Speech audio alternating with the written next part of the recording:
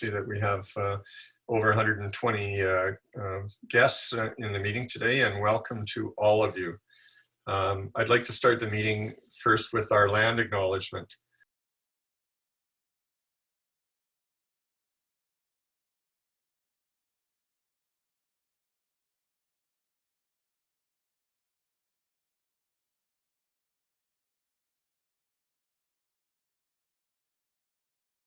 So I invite Mano to do our anthems for us, please.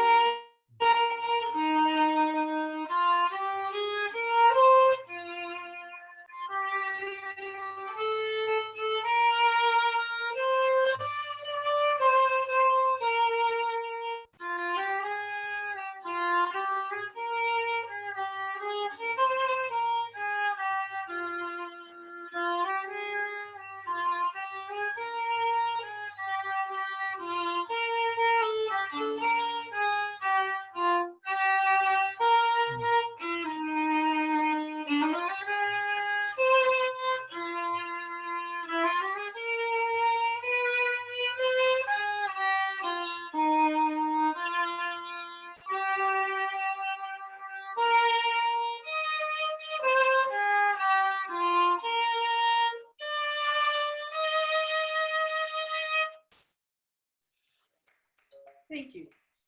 Thanks, Mano. Greatly appreciated. And I'll invite Rotarian Doug Webb to do the invocation today.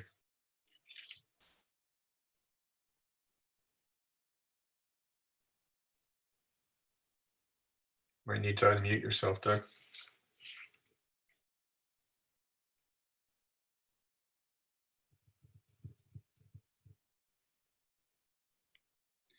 I think we can hear me now. There we go. Yes, we can. Thank you. Today I give thanks for the opportunity to be a Rotarian. During a time of pandemic crisis and economic collapse, I'm hearing many stories of people experiencing isolation, anxiety, and stress. But as a Rotarian, I'm also hearing just as many stories about community coming together, cries for help being answered, and creative ways of supporting one another. Allow me just to list a few here today. I am thankful for the friendship and fellowship of my fellow Rotarians. I'm thankful for the opportunity to learn and participate during our Tuesday lunches. I'm extremely thankful for the opportunity to share a beverage on my front porch during our Zoom Frankenstein meetings. I'm thankful for the opportunity to be part of something that's bigger than myself, to see in action service above self. To be part of Rotary means having a vehicle to positively impact local and international communities in meaningful ways. I'm thankful for the opportunity to lead, to think differently, and to find new ways of giving back. And lastly, I'm thankful for a reminder of what is important. This is a time to reach out to those that you care about and let them know that you're thinking of them. And above all, stay healthy and safe. As my wife mentioned to me the other day, we may be all in the same boat, but not necessarily in the same storm. So please take care of yourselves and look out for others. Amen. Thanks, Doug. Very, very meaningful.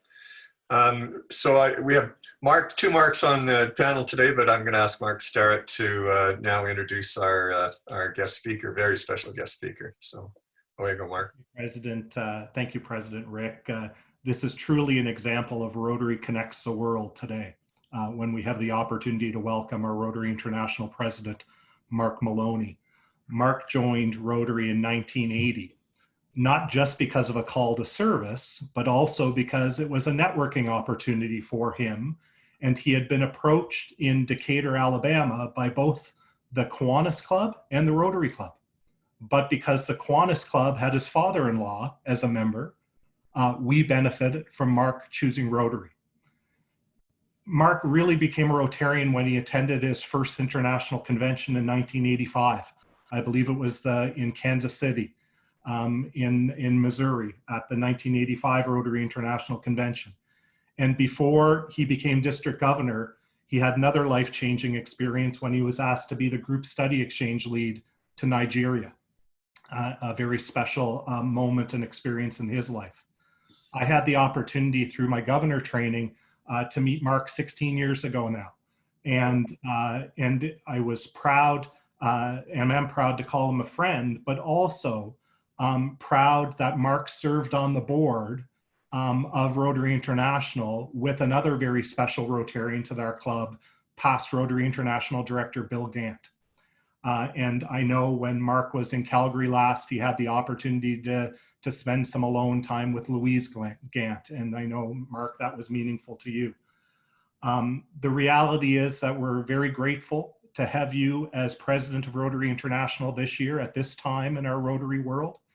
And one other thing that's not on your official biography is the last time you came to Calgary, of course, it was as chair of the selection committee to choose and to put forward the name of the Rotary Club of Calgary in District 5360 to host the Rotary International Convention in 2025. In you chairing that committee, we will all be eternally grateful leading up to the convention and in hosting the best ever convention in 2025. With that, my Rotary friends, I introduce President of Rotary International, Mark Maloney. Thank you very much, Mark. It is a pleasure for me to be visiting, albeit virtually, with the Rotary Club of Calgary. Most of you probably do not know that Calgary is the birthplace of my mother. Back in 1931, my grandparents were living just a short period of time in Calgary, but it happened to be the time when my mother was born in December 1931. And so she is a native Calgarian.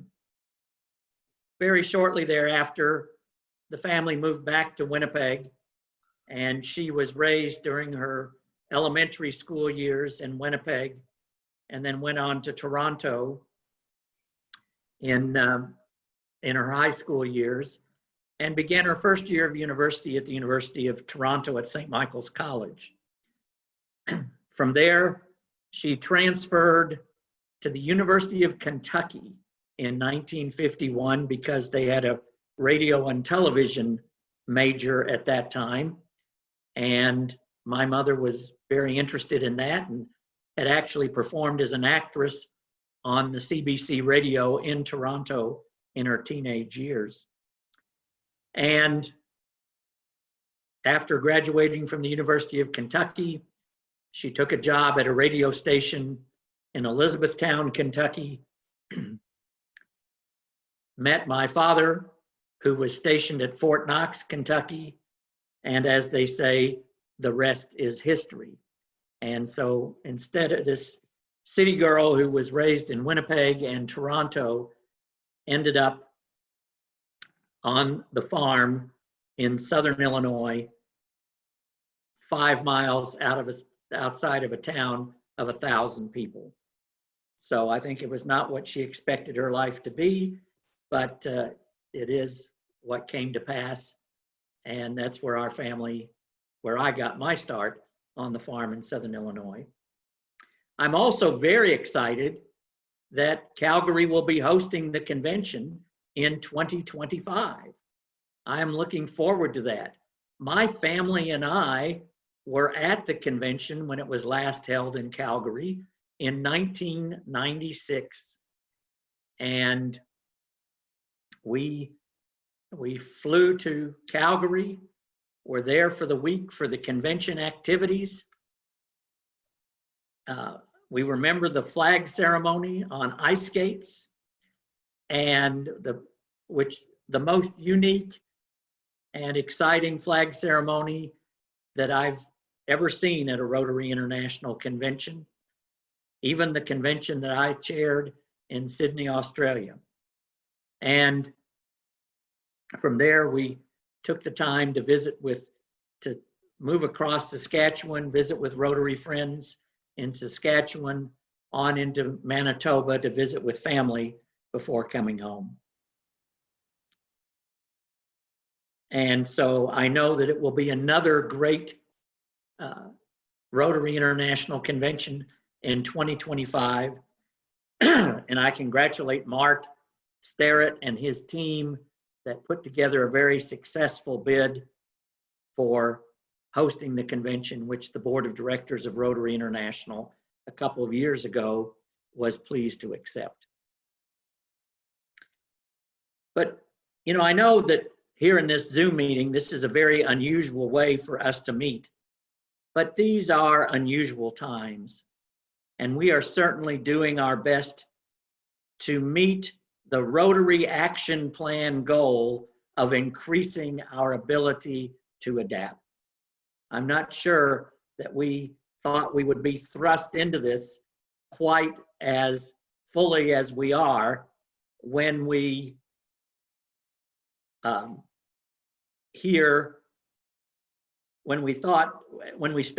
rolled out this action plan in last July 1st. As the COVID-19 crisis began to impact the world, country by country, Rotary's way of reaching out hand to hand, person to person, had to be put aside. But our powerful need to connect with each other has never waned.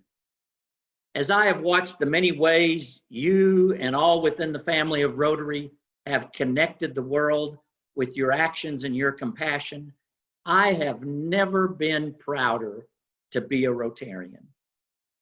The COVID-19 global pandemic continues to threaten our health, our safety, and our way of life.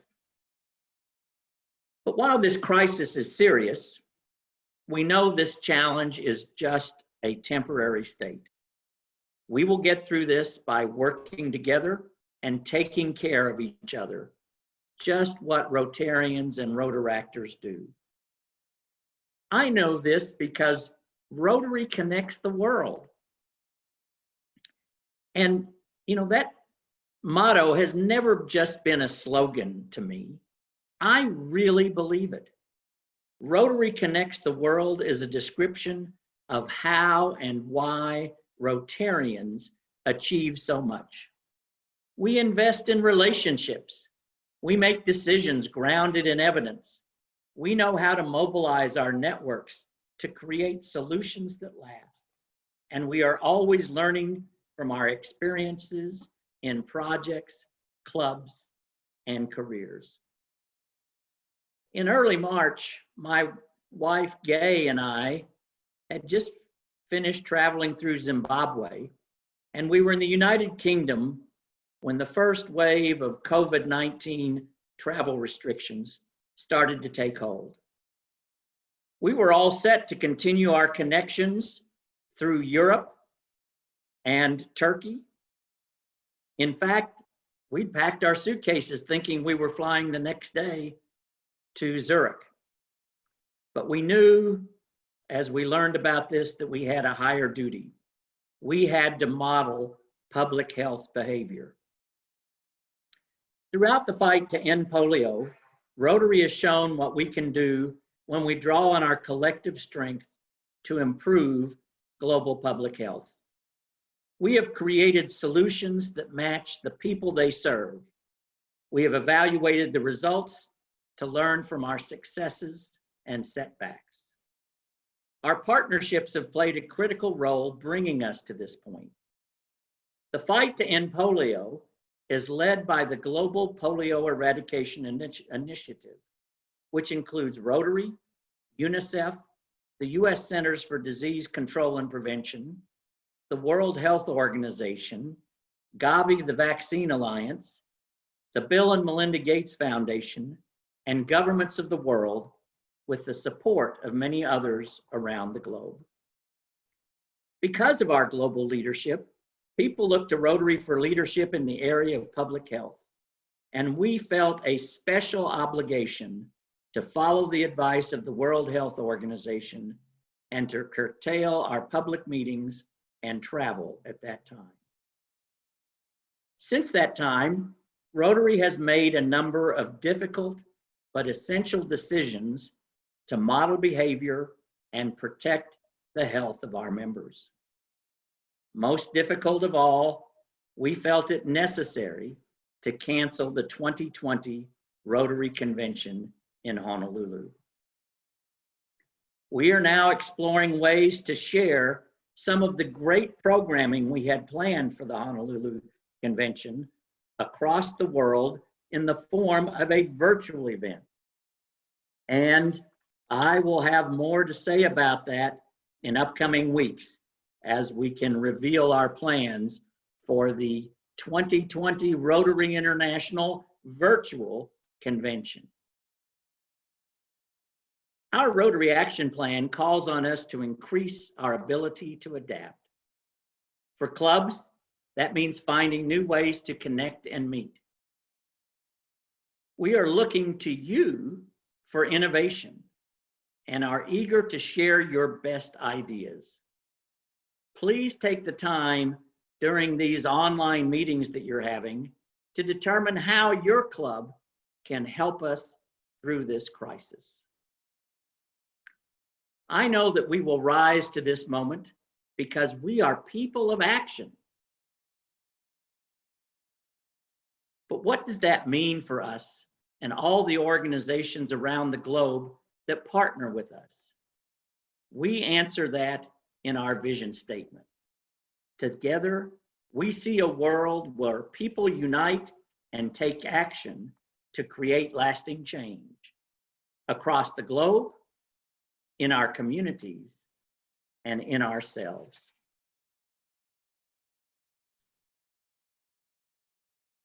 We have a proud legacy upon which to build. This year especially, we have furthered our legacy as Rotary connects the world. You will have a lasting impact on the world, but you will not do it alone. We are Rotarians, Rotaractors, supportive members of the family of Rotary, and vital service partners around the world. And we are going to harness the power of connection, just as our organization has been doing now for over 115 years. We have a long, proud heritage, and we will continue to thrive because we are not afraid of change. Together, we are united to stay safe, but also to help others to stay safe. Together, we are united to stay healthy, but also to help others to stay healthy. Together, we are united to stay connected, but also to help others to stay connected. Together, we share the Aloha spirit. Join me as we take action to lead communities both near and far as Rotary connects the world.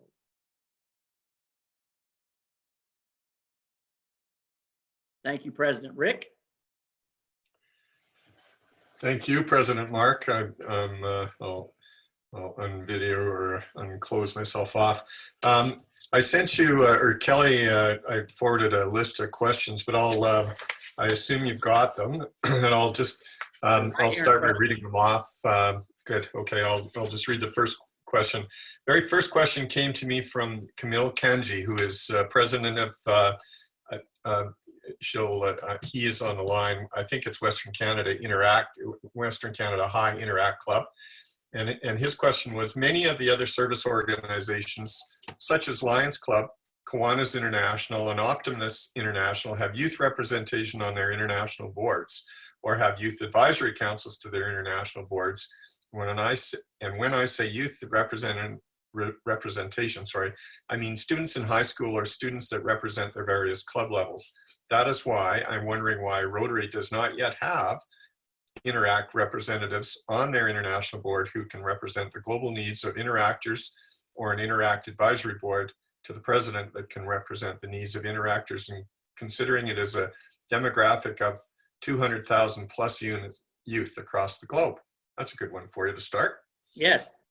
Well, actually, right now, the board is in the process of considering adding advisors to the board, up to 3 advisors at one time, to represent different demographic groups that are not represented on the board otherwise. I mean, this is something that's been a discussion point this year. We had hoped at the board meeting this month, which will happen next week by virtual means, we had hoped that we would have specific recommendations about how to move that forward. But because this is our first meeting to address the COVID-19 crisis, we're going to be focusing more on the pandemic issues, and hopefully we'll have some recommendations in June. But we are looking at specifically providing up to 3 advisor seats on the board where they would attend meetings and participate in the discussions for various segments that are not represented otherwise. I would be very interested I would invite Camille to send to me examples of these other organizations and their youth representation. I will admit that after receiving this question, I scoured the internet, the Lions Club website yesterday, to see what I could find out about their youth representative, and I could find nothing on their website, and there's nothing in their constitutional documents. So I'm really curious what exactly they're doing, so that I can, as we move forward with this idea, I can share these ideas with the committees that are meeting. And I invite President Camille to send examples of that, and specifically what he or she is referring to me by email. Perfect. And we can get your email off the site, or Camille, I know you're online and are hearing this, so if you need President Mark's contact information, just reach out to me and I'll get it for you. So thank you for that. That shows that you are paying attention and looking forward, as far as I can say. So I have another question from fellow president of one of the clubs in Calgary, Jerry Meek from Rotary Club of Calgary West. How do we turn the present situation into Rotary's finest moment? Well, this crisis is certainly right now a dark cloud over the world, but there is a silver lining.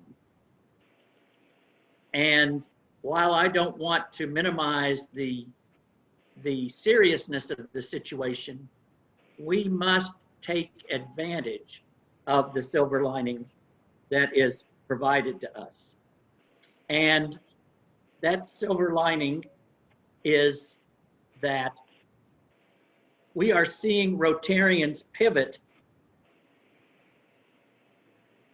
Somehow Siri started talking to me on my iPhone here. So somehow we are pivoting to a new way of meeting. We are seeing Rotarians respond to this situation with new flexibility, and new innovation. You know, on Facebook this morning, I saw a joke that yesterday, you know, here in the United States, former Vice President Joe Biden, who is almost 80 years old, looks like he will be the Democratic nominee for president. And Senator Bernie Sanders, who is almost 80 years old, has dropped out of the race and endorsed former Vice President Biden. And the two of them came together into a Zoom meeting. And the joke was that I saw on Facebook that there's hope for our country when two almost 80-year-old men can successfully join into a Zoom meeting. And, you know, to a certain extent, that may talk about Rotary. I think many Rotarians are surprised how easy it is and how they have been able to connect through these online platforms, whether it's Zoom, GoToMeeting, and Facebook Live, and these other events. I mean, I haven't gone to church so much on Facebook Live, you know, as I have in the last month. And we are making the pivot. And we are seeing that in certain cases, we can engage more people this way than we do otherwise. Our Rotary International President nominee, that's the person who will be president, not this next Rotary year, but the year following, is Shekhar Mehta from Kolkata, India. And he said, he's a member of the Rotary Club of Calcutta, Mahanagar. And he says that typically at their in-person meetings, they have 40 to 45% attendance. While they've been meeting virtually, they're getting 70% attendance. And he foresees that his club will never go back to all in-person meetings. They'll still go back to in-person meetings and a majority of in-person meetings, but he thinks his club might go to where once a month they're having a virtual meeting to connect with those people who cannot get to the physical meeting. A Rotary Club in the West Coast of the United States found that they were connecting with many of their former members who had moved to other parts of the country who would join in on their virtual meetings so that they would have more people attending than they would have at their in-person meetings. And so these are presenting opportunities. I think there's a demographic out there that this sort of meeting, that they can participate in Rotary and connect and also serve, but without having to go through the trappings and the rituals of a traditional club meeting. I think they will find this attractive and will join Rotary because of that. Now, I'm not saying this is going to cause us to have a surge in membership. The economic realities are very difficult and we will see a decline, but just as we may have a decline, we have the opportunities to grow Rotary as well, and we must take advantage of that. So that's part of how we turned this pandemic into one of Rotary's finest moments. And I think, you know, the virtual convention, there will be a virtual convention. We're just finishing up the planning for it right now. I had a meeting yesterday, a Zoom meeting yesterday afternoon, and we've pretty much reached the final conclusions of what the structure will be. But now we got to spend from now until the end of May getting all the pieces put together and all the production done so that we can have such an event in June. And this will be a watershed moment. And hopefully we'll have tens of thousands of Rotarians join in this event when it happens, all connecting together at the same time.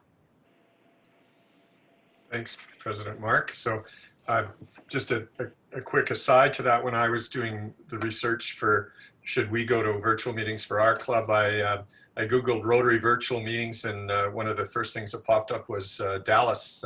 One of the clubs in Dallas, Texas, has been doing live face-to-face as well as Facebook. I think they feed it off of meetings for a while now. So yeah, it's certainly, I think, something that'll be a change that will stay for sure in our club.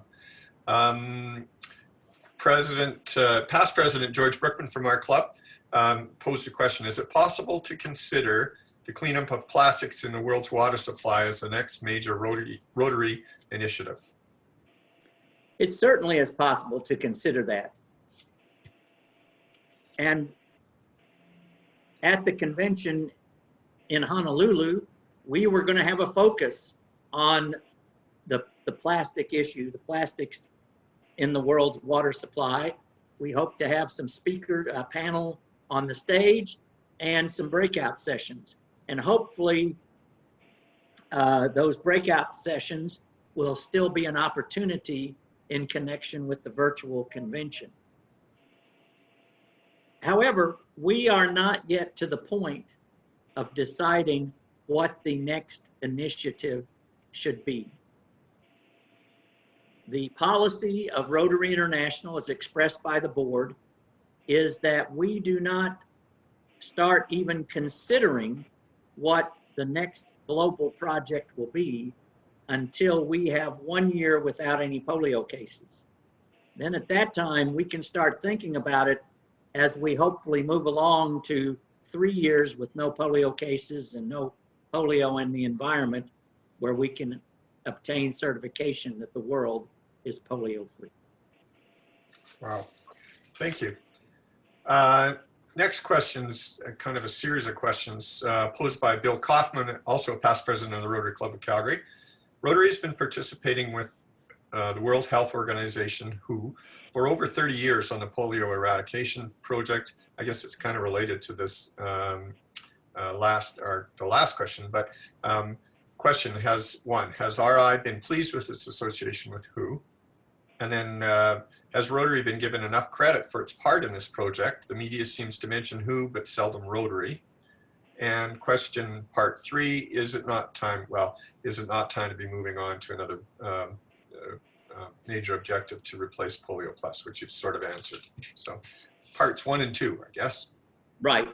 We are very pleased with our relationship with WHO. We have an equal place at the table with the WHO. For example, on the polio oversight board, Dr. Tedros from WHO is the WHO representative. Michael McGovern, who is the chair of our International Polio Plus Committee, is the Rotary representative. And of course, the other members of the Global Polio Eradication Initiative have membership on the Polio Oversight Board. And so we are, we come to the table at the same level as these organizations. And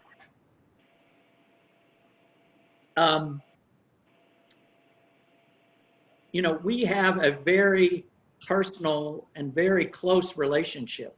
When the International Polio Plus Committee meets, a representative from WHO is present at the meeting.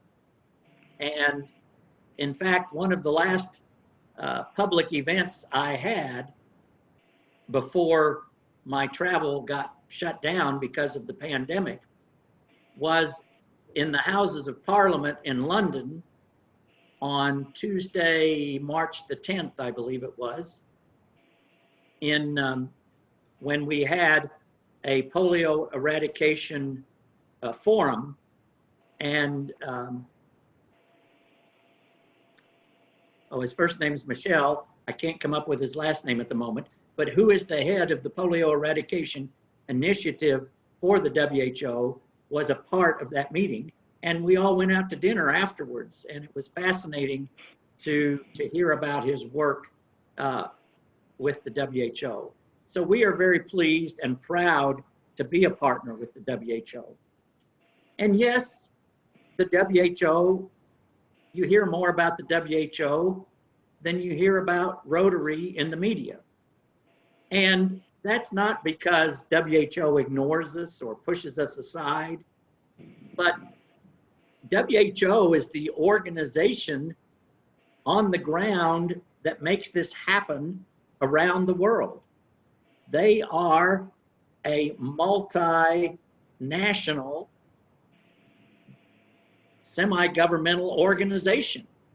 Rotary is a private service club. And it's only natural. I mean, you know, as we've been going through this COVID-19 crisis, who do you see regularly? You see Dr. Tedros, the head of the World Health Organization. You also see occasionally fellow Canadian Bruce Aylward, who's from Newfoundland, who was the WHO lead person for polio up until about 8 years ago, and has since been to Ebola and is now their point person on COVID-19 and was the person who led the team to Wuhan, China in February. And in fact, I had the opportunity for a personal conversation by telephone with Bruce as we were making our decision about canceling the Honolulu Convention.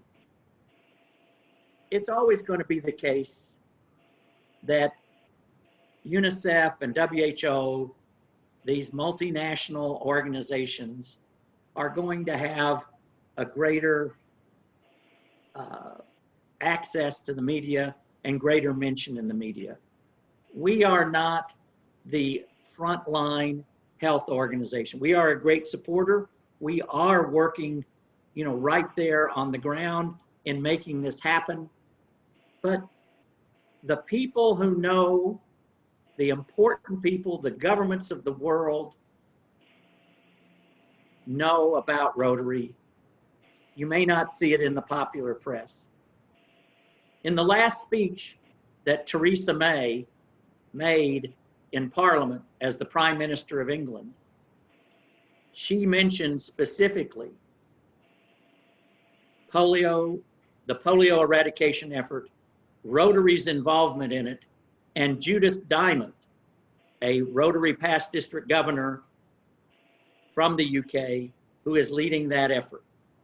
And when you have that sort of acknowledgement, and then the UK government, since that time, since Theresa May has left that office, has made a new commitment of £400 million to support the polio eradication initiative, due in large part to the advocacy of Rotary as led by Judith Diamond. We are a major player, and those in the know certainly know about it. It's frustrating for us when we pick up our local newspaper or we watch the news and you see WHO or you see Bill Gates. But we're there, and the people who need to know it. Thanks, President Mark. I think you've sort of answered this, but I'll pass it along anyway. Posed by Garth Toombs, past president of our club, and also District Governor 2014-2015 for District 5360.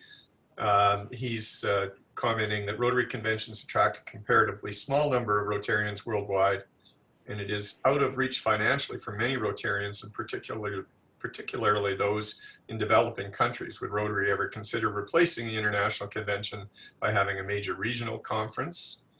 These could involve Rotarians locally in the planning and attract many more grassroots in the event. We actually, in Rotary history, used to have something called regional conferences, exactly the name that Garth has referred to.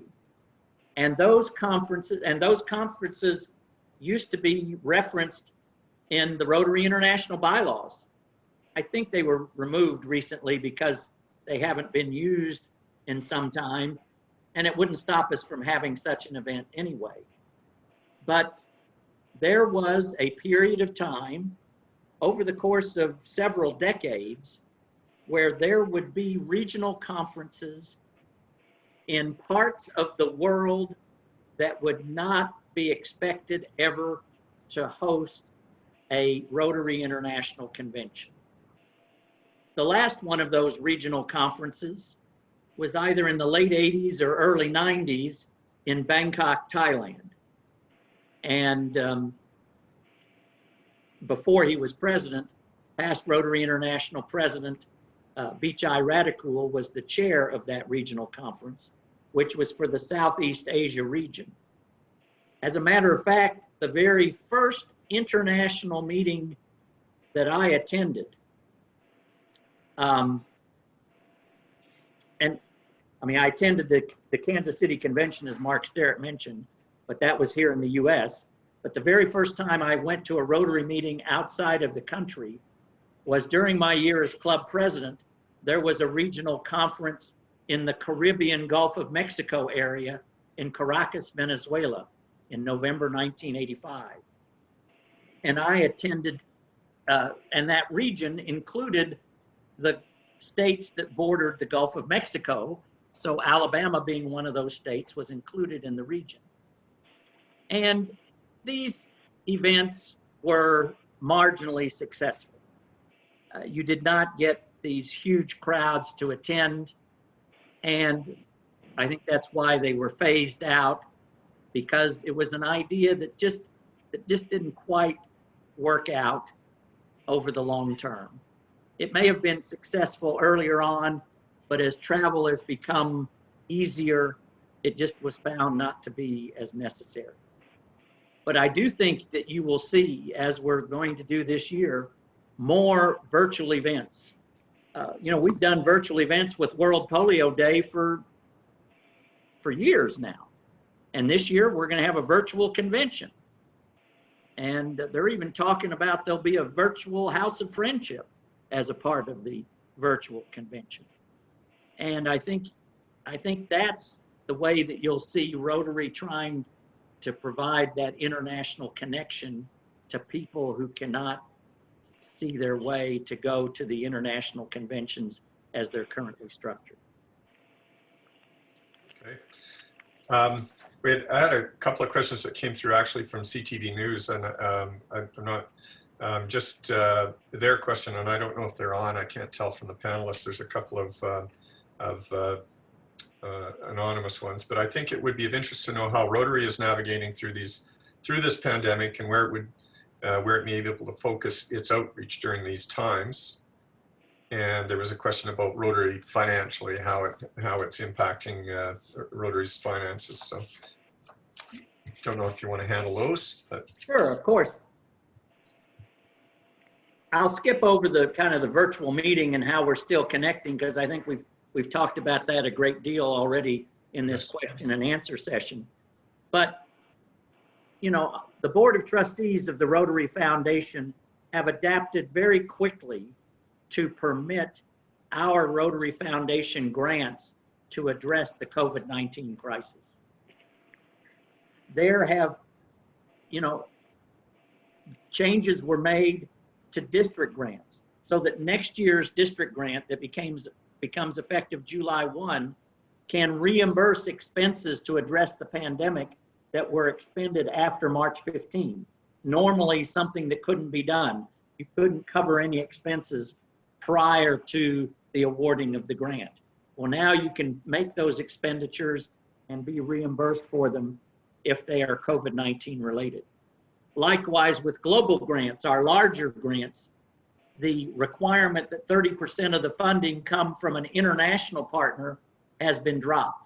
An international partner must still exist, but the level of funding, you know, since it covers the whole world, everybody has this issue, that has been dropped from the requirements just for these types of grants.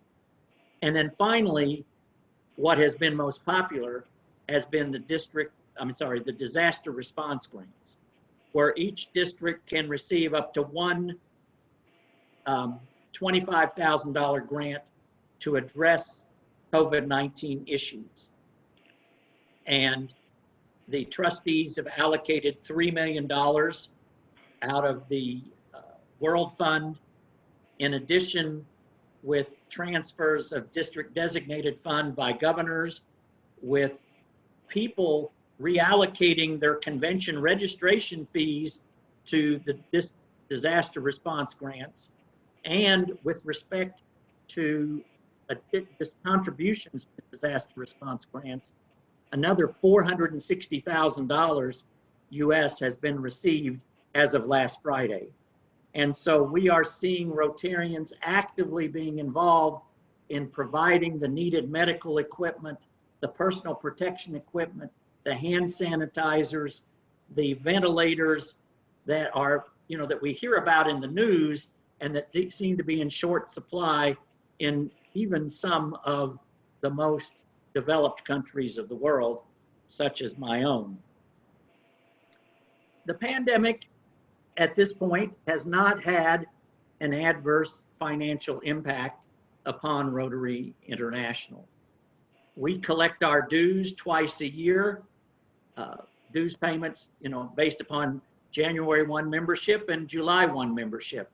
And those January 1 dues were due to be paid by February 1. So the bulk of our dues money for this 6-month period has been received. I've been told that 90% of the clubs have paid their dues for this 6-month period. There are some clubs that are expressing concerns. There are clubs in certain parts of the world that, even though the dues are due on February 1, they don't get suspended as long as they pay the dues in by March 31, and they wait till the last minute to pay those dues. And some of those clubs have expressed concern, and we are providing opportunities for those payments to be paid in installments, to be paid over time, to make the impact less on them.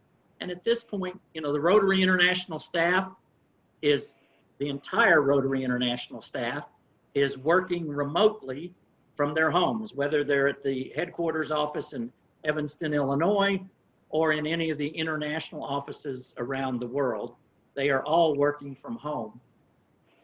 And some of them are working very, very hard. The grant staff, the communication staff, our club and district support team, they're all working, but some have found that the demands are even greater during this time. And so we have our full staff fully working to support Rotarians around the world. And, we'll see what transpires. The board of directors is meeting virtually next week. We're meeting for 2 hours each day, Monday through Friday, the executive committee on Monday and the full board on Tuesday through Friday. Just in case you ever wondered, for an international board, at least our international board, the golden time is 8 to 10 o'clock Central Time, because that means the folks in California and British Columbia can meet at 6 a.m. and the folks in Japan and Korea can meet at 10 p.m. and we're not hitting anybody in the middle of the night. Yeah, it'd be interesting to keep that all organized. I have a couple more questions. Have you got time for a couple more, or what's your day like? Sure. All right. I've got till 2 o'clock. Oh, good. All Or right. till Well, and we were 1 kind of, o'clock your time. yeah, we were trying to break off by 1 o'clock anyway, so we're on board. I have a question that came through after I sent the list to you, so I don't know if you saw this one or not. I did forward it to Kelly this morning, but this comes from Howie Shikazi, a member of our club. Our club has a partnership with the United Way and the City of Calgary to support a program we call Community Hubs as part of poverty reduction strategy in the City of Calgary. During my research, I note that RI entered into a partnership with Ashoka U. I'm sorry if I pronounced this wrong. ASHOKAU. Can you share information about that partnership? And also, as part 2 of that, partnerships are rapidly becoming the local norm. I'm wondering if Rotary has any plans to partner with organizations like the United Way, YMCA, YWCA, and other similar organizations that are also in the youth empowerment space. So a 2-parter for you. Well, we do have a partnership with Ashoka, and that's about the sum of my knowledge. I know we have a partnership with Ashoka, and we have partnerships with a large number of organizations, with the Peace Corps and with many organizations, and I'd have to go online to see the list of all the partnerships.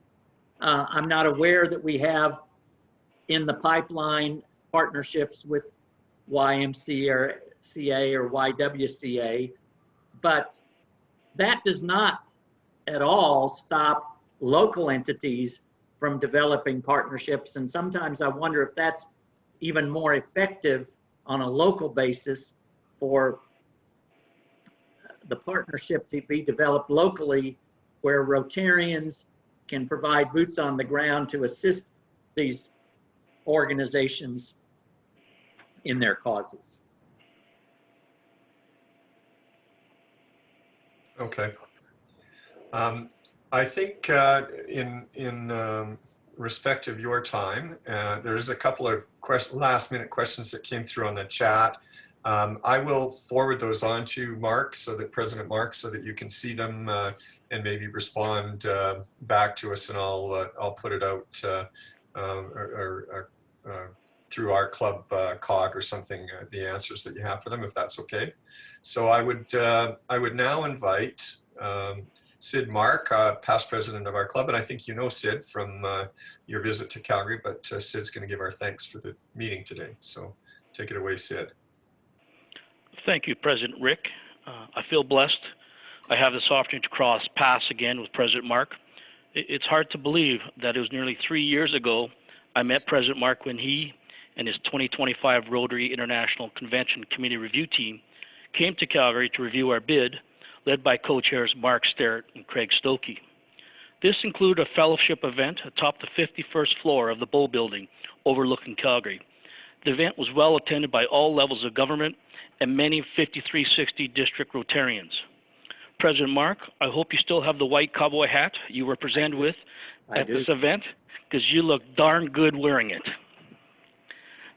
President Mark, on behalf of District Governor Christine, fellow 5360 Rotarians, visiting Rotarians, and my fellow Rotary Club of Calgary Downtown Rotarians, we thank you for your inspirational message and your RI leadership team for all that you're doing during these unprecedented times.